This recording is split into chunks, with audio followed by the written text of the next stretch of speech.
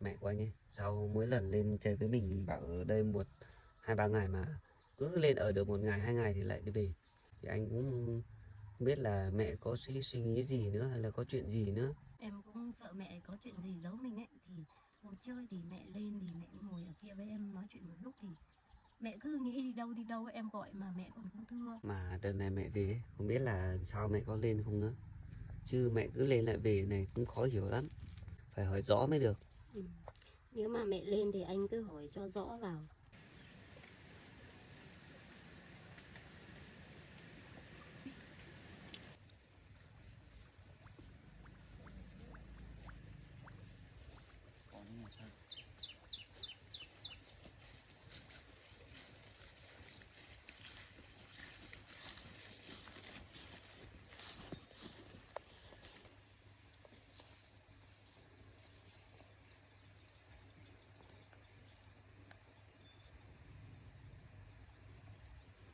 Em ạ, bây giờ mình chỉ về trồng thôi. Hôm trước anh làm hết rồi. Anh uống rồi anh phủ hết ni lông lên rồi. Bây giờ em hộ anh trồng thôi. Sấy cái này về để che không cho con sâu vào cắn dưa. Ừ.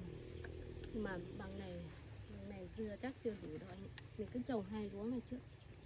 Cứ trồng 2 luống này trước, nếu mà không đủ thì mấy nữa mình lại đi lấy cái khác trồng vào cũng được.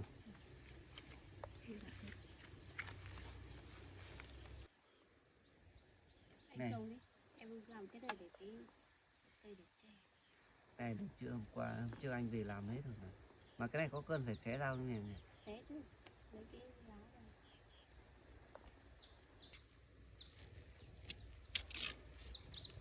Nhưng mà cái hố này không sâu mấy nên là không ấy được. Bên dưới đất cứng lắm, hay là em lấy dao vào đây anh chọc? Hôm nọ em bảo đào sâu. Lấy dao đi chọc xong rồi lấy được.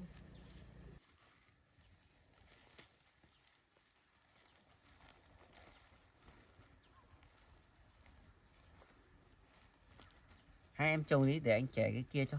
Ừ. Mà cái này không dùng cào có được không? Để em trồng thử. Em trồng thử. Chẻ này làm.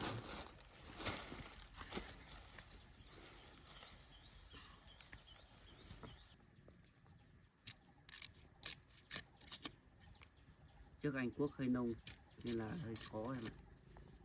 Cứ ấy. Tí chẻ cho nó đôi ra thôi, tí không cắm được xuống.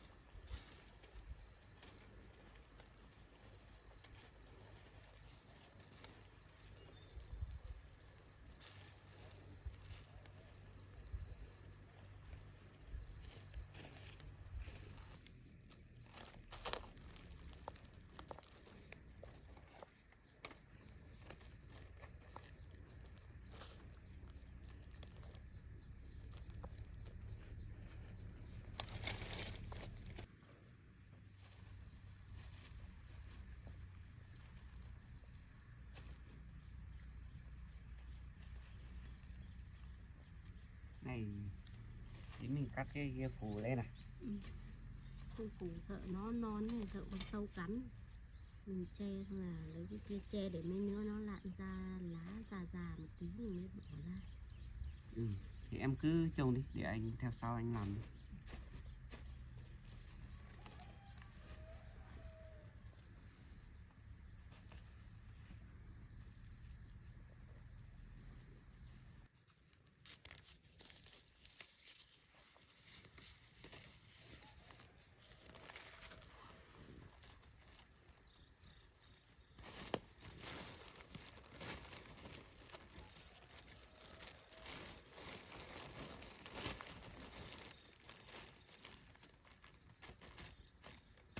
Em có cần dùng rau Cần.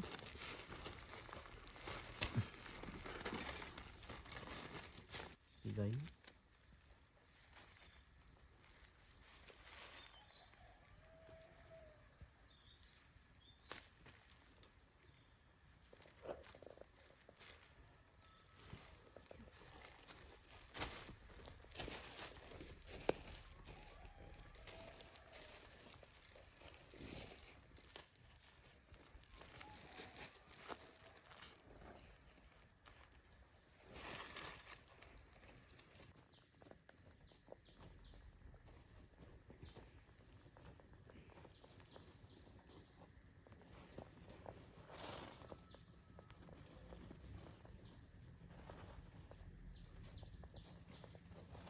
Đây thì.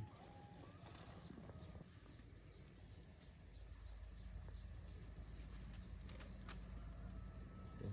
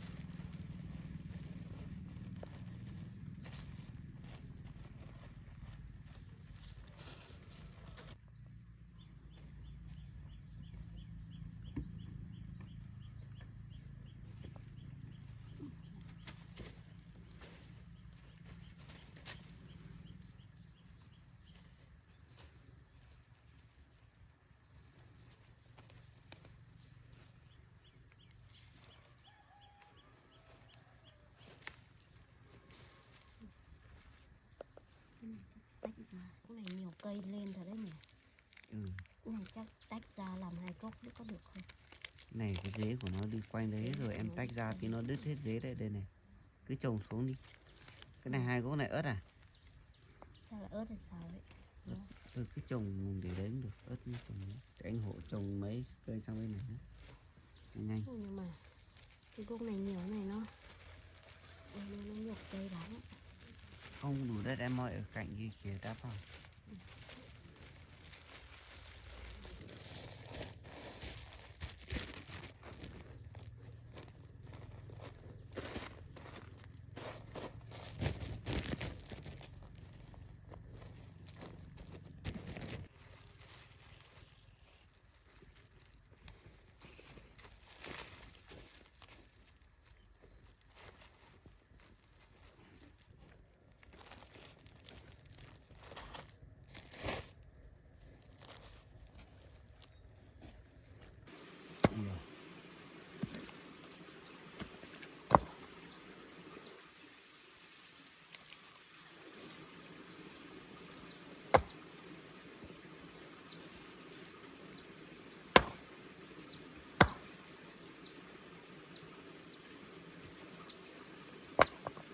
Còn đáp sắp xong rồi. Bây giờ mình đáp nốt cái chỗ này cho nó xong rồi.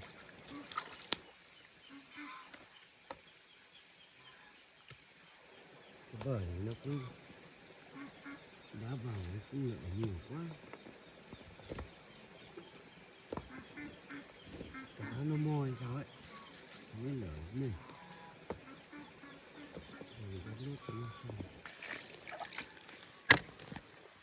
Chắc là cái ao này là nộ tháo là mấy con cá chê to sao nó mòi sao ấy, nó lỡ nhiều quá. Để đã vào nó mới thả vào nước mới được lợ được.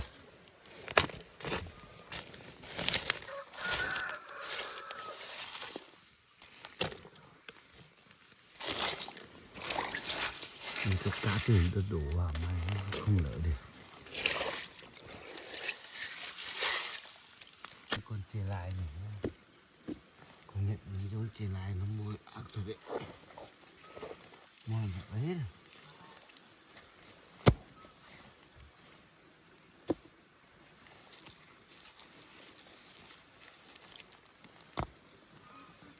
Sửa lại một tí mai thả vào thôi.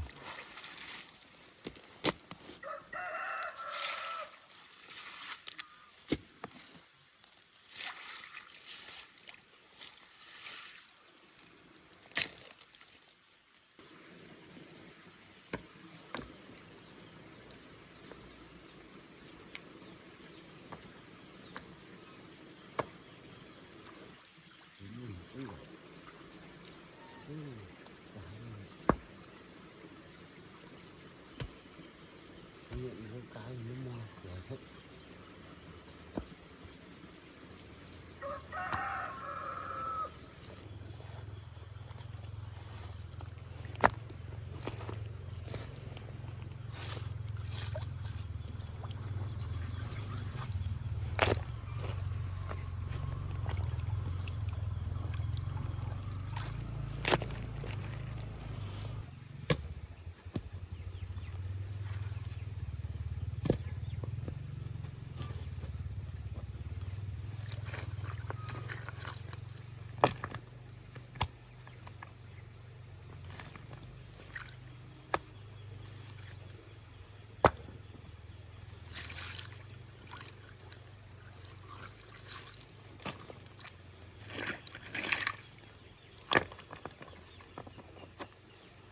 Sang bên này trồng nốt hết cái số hạt này.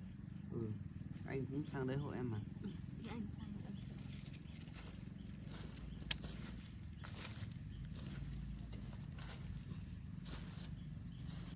Cây này nhiều, tôi trồng ở giữa kìa.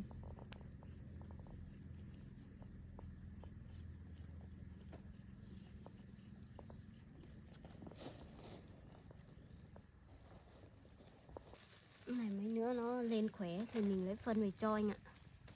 Bây giờ nó vừa mới lên non này, nó yếu, không cho phân nữa. Bây giờ cứ chỉ yếu cứ trồng được để nó lên á. Cho phân sợ nó sót cái rễ.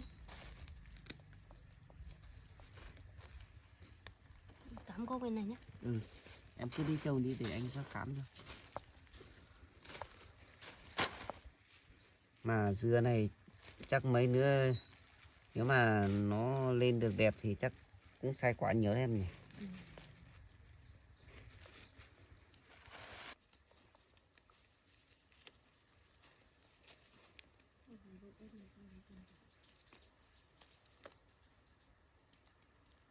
Ớt mà.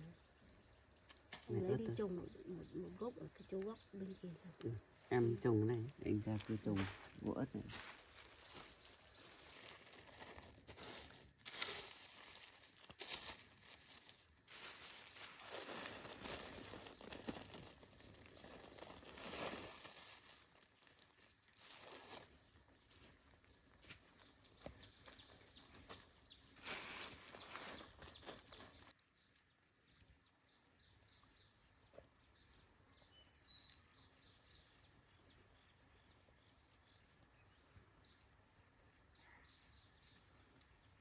Này còn có 5 gốc chắc không đủ đâu em. Trồng xem thiếu thì nào mình lấy trồng 6 cũng được, không có hạt mình trồng hạt cũng được.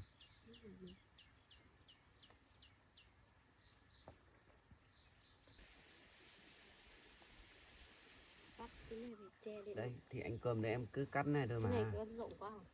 Rộng ra cho rộng rộng một tí. Mọc nhiều gốc.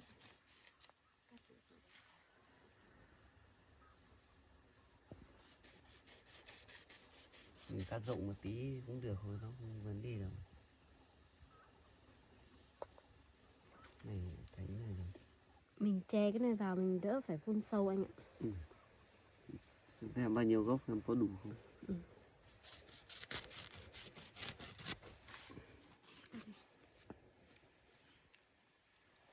Để chắc đủ.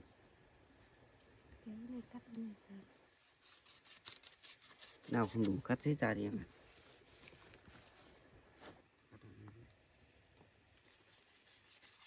Kéo nhẹ thôi.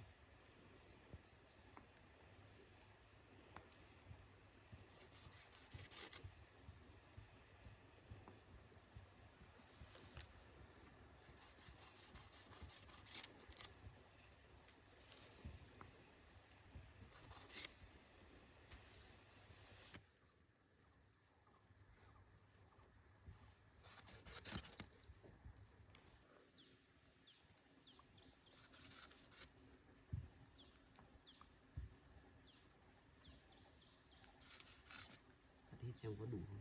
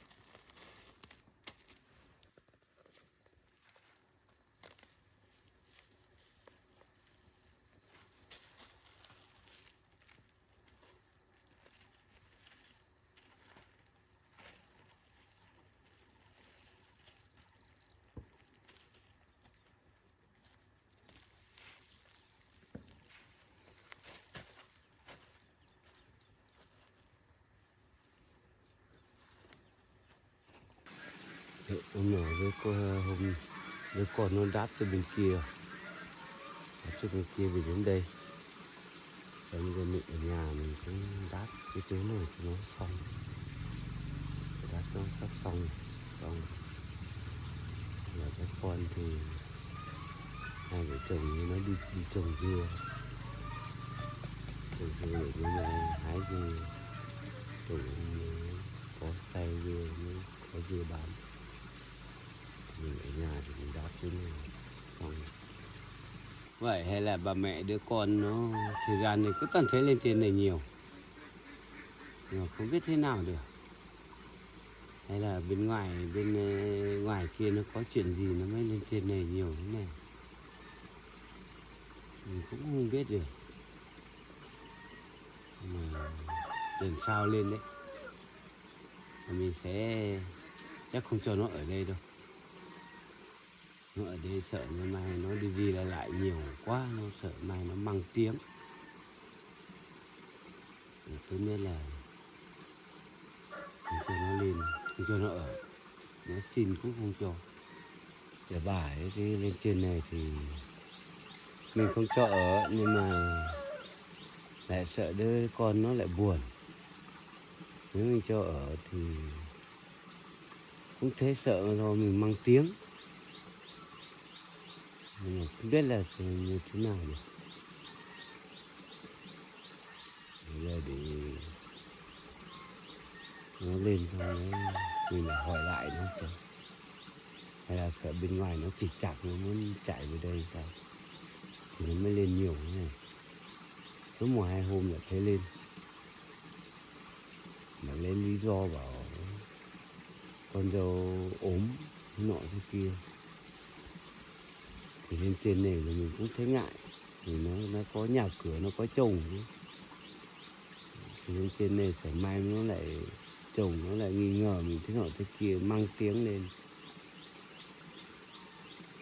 đuổi nó đi, thì cái sợ các con nó lại nói là bố lại có tính thế nọ thế kia, cho nó ở thì là sợ nên mai nó như xảy ra nhiều chuyện mang tiếng, khó lắm. Vậy cái bà đấy là đôi lúc lên thì nó bảo ở xin ở 1, 2, 3 hôm, nhưng mà có hôm thì nó lại ở được 1 hôm thì nó lại về nhà ngoài, có lúc nó lại lên nó lại ở được 2, 3 hôm, nhưng mà không biết là ở nhà ngoài kia không biết nó có cái chuyện gì thì bà nó mới làm như thế. Mình cũng không nắm rõ, cũng không được hỏi bà, mà mình cũng không dám hỏi.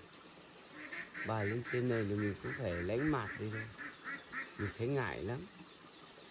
Chẳng nghe con cái nó bảo thì cho mẹ nó ở đây khoảng vài hôm, thì thấy các con bảo lúc mẹ về ở được 1 hôm lại đi về rồi, có hôm bảo ở được 2 hôm lại đi về. Thế là bà đấy bà sẽ xin các con bảo ở 2, 3 hôm. Bà cứ làm thế này, không biết là bà có cái chuyện gì mà mới làm như thế.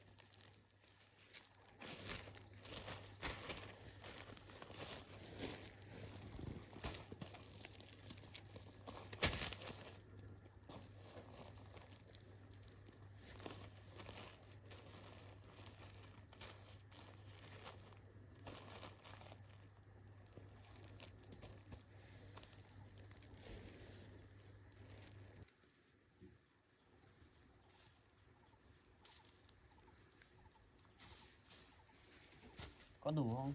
Hình như thiếu ấy em ạ. Đi xem cái nào dài quá mình cắt ra đi.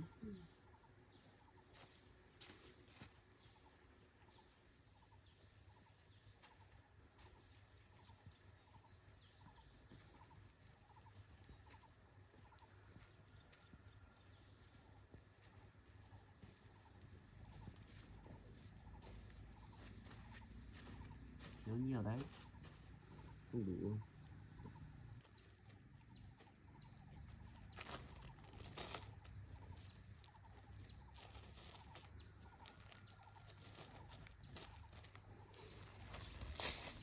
Đấy, bây giờ bà lên là bà cũng về được 1, 2 hôm rồi. Hôm nay không thấy bà lên nữa rồi. Mà cũng không mong bà, cũng muốn cho bà lên nữa. Bà lên mình cũng thấy ngại lắm, khó ở lắm, không biết thế nào. Trước kia đã xảy ra đã dịch chẳng với bà đi, bà đã bỏ mình rồi.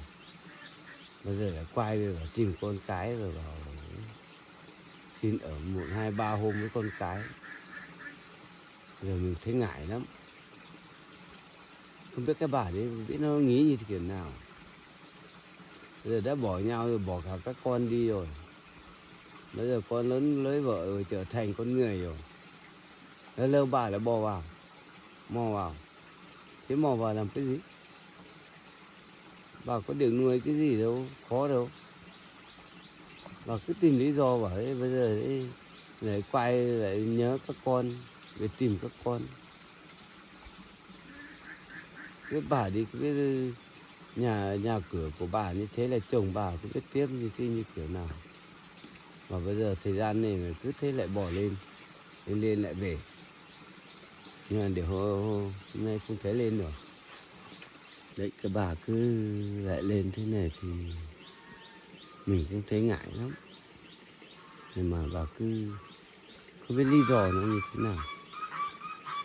Bây giờ ở đây và đây lên đây thì con cái bây giờ mình cũng thấy ngại, con cái cũng thấy xấu hổ chứ. Ra bên ngoài gặp anh em anh em người ta cũng nói con cái mình chứ, bảo cái bà này thế nọ thế kia chứ. Bây giờ mình không biết làm thế nào được.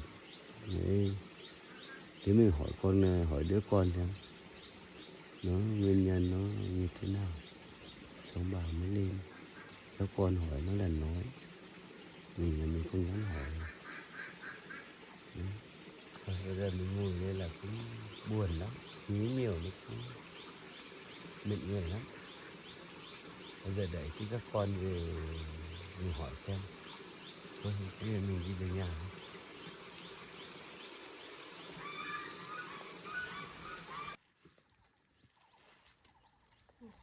Xong nghỉ một tí xong là về thôi nhỉ. Nghỉ tí xong về thôi, bây giờ mình trồng này cũng xong hết rồi. Mà mình phủ cái này thì chắc con sâu cũng không vào được đâu. Đấy, ngày mai em có thời gian em về cào cái chỗ bên cạnh này, chắc không trồng dưa nữa, em lấy đỗ về trồng. Em xem bên cạnh kia xem có trồng cái gì thì cứ trồng. Kia còn một luống nữa mà cũng không biết trồng gì được. Kia em để trồng bí. Bí. Mấy nữa em đi chợ mua bí về trồng. Bên đấy thì cũng trồng được khá nhiều đấy. Mà bí trồng lẫn vào đây có nên không?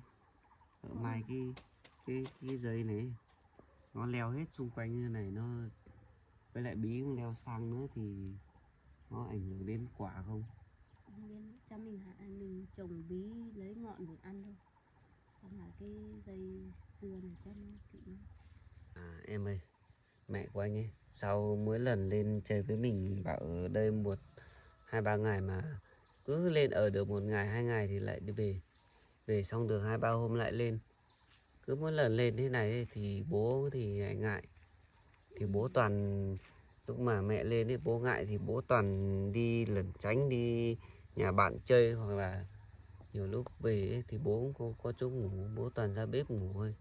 Thì anh cũng không biết là mẹ có suy nghĩ gì nữa hay là có chuyện gì nữa.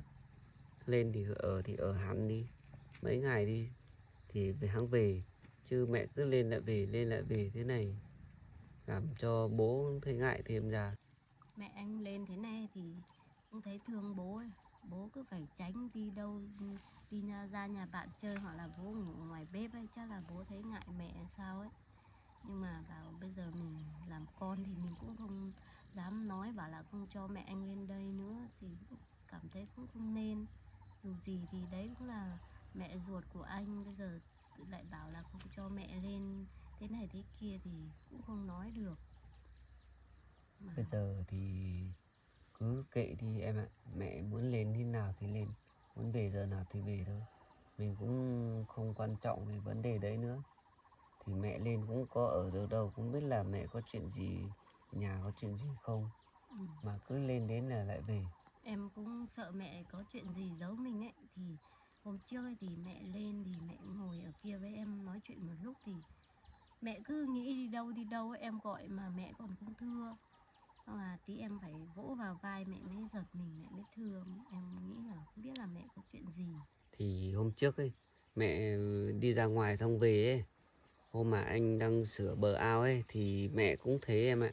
Thế à? Mẹ cứ đờ người ra đấy, anh gọi mãi 2-3 lần mà cũng không thấy mẹ trả lời, xong là mãi mới gọi, xong là mẹ mới giật mình ra.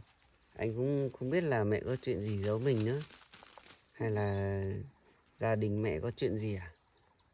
Mình cũng không biết, thì mình cũng không đi đến thì cũng không biết được. Nhưng mà bác trai đấy thì trước mình đi mình thấy hiền lành tử tế như thế thì chắc là không có chuyện gì đâu. Em nghĩ là chắc là mẹ nếu mà có chuyện gì thì cũng là việc gì riêng tư của mẹ, mẹ không nói ra ấy, nên là mẹ mới như thế thôi. Mà chuyện này khó hiểu thật đấy, mẹ cứ lúc nào cũng lên lên xuống xuống. Thì nếu mà mẹ ở đây thì còn biết, chứ mẹ cứ đi về này thì bố thì cũng ngại. Thì bố thì ngại chứ, dù gì thì ngày xưa thì cũng quen biết rồi, thì cũng có con với nhau rồi thì bây giờ mẹ anh cũng đi lấy chồng có gia đình rồi thì lại lâu lâu lại về lại lên ở thế này thì bố chẳng ngại. Bây giờ không biết là thể tính thế nào nữa. Nhưng mà nếu mà anh mà bảo là không cho mẹ lên thì nói như thế thì em nghĩ chắc cũng không nên, mà cũng khó nghĩ quá. Một bên thì bố, một bên thì mẹ, anh cũng không biết là phải nói thế nào. Mà đợt này mẹ về ấy, không biết là sao mẹ có lên không nữa. Chứ mẹ cứ lên lại về này cũng khó hiểu lắm. Mà nếu mà lần sau mẹ có lên ấy thì anh cũng hỏi rõ mẹ xem là có chuyện gì mà mẹ cứ lên nhà mình xong lại về. Về thì cũng nhiều lúc cũng không bảo mình cũng không biết ấy. Ừ. Nên là cũng phải, nếu mà lần này mẹ lên phải hỏi rõ mới được. Ừ. Nếu mà mẹ lên thì anh cứ hỏi cho rõ vào, xem mẹ có chuyện gì, xem có cần mình giúp đỡ không thì cũng phải nói ra thì mình mới biết. Nhưng mà nhiều lúc mình hỏi thì mẹ cũng không nói ấy, nên là mình cũng không biết. Mà mẹ cũng không hiểu kiểu gì nữa. Đáng lẽ thì nếu mà có chuyện gì thì mình hỏi thì mẹ phải nói cho mình biết chứ. Đằng này mẹ có nói cho mình biết đâu. Mình hỏi thì mẹ cứ bảo là không có chuyện gì đâu. Làm mình cũng khó nghĩ ra ấy. Mẹ không muốn nói đấy. Để lúc nào nếu mà mẹ anh lên thì tính sau anh ạ. Mà thôi bây giờ mình về thôi, cũng muộn rồi. Còn có bố ở nhà nữa, mình về sớm nấu cơm cho bố ăn. Ừ. Thế mình về đi. Giờ nào ở đây cũng xong rồi, chờ mấy nữa về đánh lại cái luống kia xong là trồng ít rau vào đấy là được rồi. Đi. Thôi về đi.